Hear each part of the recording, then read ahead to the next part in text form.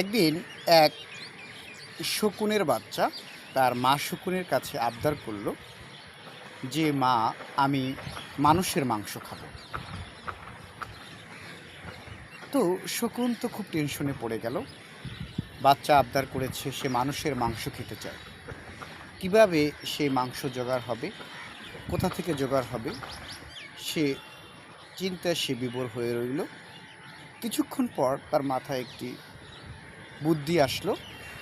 সে এক টুকরো শূকরের মাংস এবং আরেক টুকরো গরুর মাংস জোগাড় করলেন।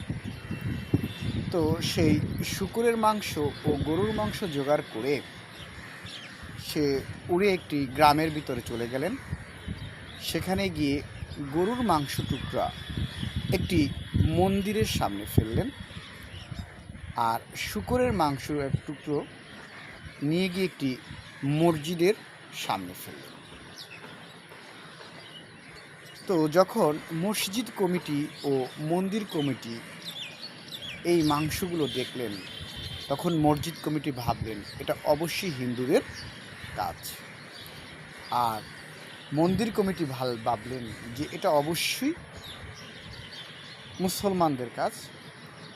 তো এই মাংস টুকরোগুলো নিয়ে তাদের মধ্যে এক বিশাল ধর্মীয় ক্রন্দল লেগে গেল, এবং সেই ক্রন্দলে খুনোখুনি মারামারি শুরু হলো, এবং সেখানে লাশ পড়ে গেল।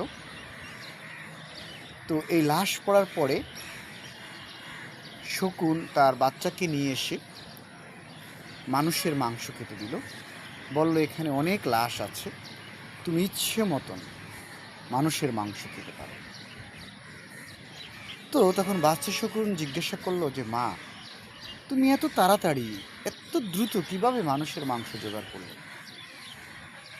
তখন মা শকুন বলল যে, শোনো, তুমি যদি মানুষের মাংস খেতে চাও তাহলে তুমি মানুষের মধ্যে ধর্মীয় ক্রন্দল লাগিয়ে দাও,